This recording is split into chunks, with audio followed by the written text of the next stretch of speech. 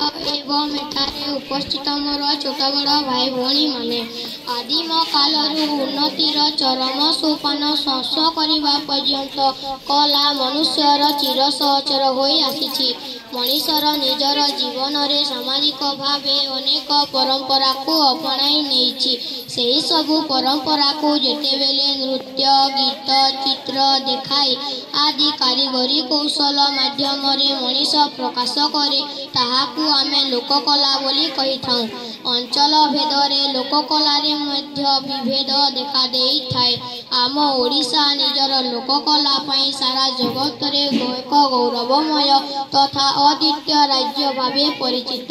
अतीत रे ओडिशार पवित्र माटी रे जन्मिथिबा अनेक राजा महाराजांक द्वारा से समय रे कारीगर मानक सहाय्य रे तैयारी होइथिबा मंदिर पोखरी राजप्रसाद गुड़िकरे ओडिशार नृत्य वाद्य संगीत युद्ध कौशल इत्यादि जीवंत प्रतिमा देखा मिले जहाँकि विदेशी दर्शक मानकु मध्य विमोहित करदिए। किंतु विडंबनार विषय हेउछि वर्तमान ओडिशावासी निज कला संस्कृति प्रति विदेशी रीतिनीति आज ओडिशार लोकमानंकु ग्रास करि आमे जानी रखिबा आवश्यक जेउ राज्यर लोक निजर लोककला को निजे परिचित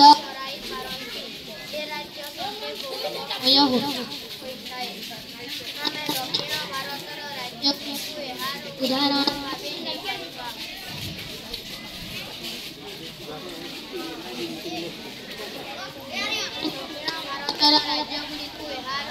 भावे नहीं पारिबा।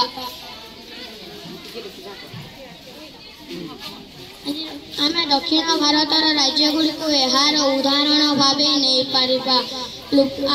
सामाजिक ओडिशार परंपरा को जितेबेले अपनाई बाहर राज्य तथा विदेश में परिचालना करि पारंती से राज्य सथे गौरवमय होता है। आधुनिक युग रे विद्यालय शिक्षा केवल ओडिशार लोककला को बंचाइबा पई ध्यान देउछि। आधुनिक युग रे लोककला को विभिन्न अंचल रे सामाजिक भावे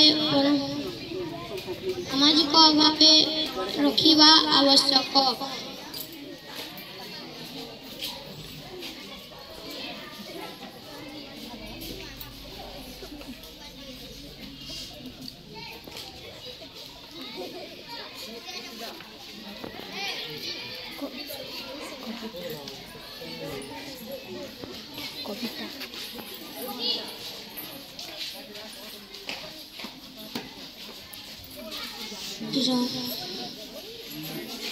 लास्ट कर